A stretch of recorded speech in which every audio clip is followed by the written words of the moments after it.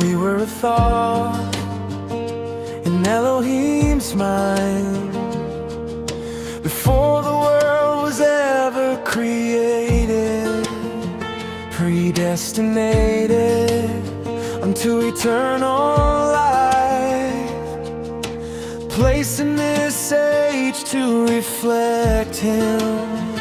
We are attribute, sons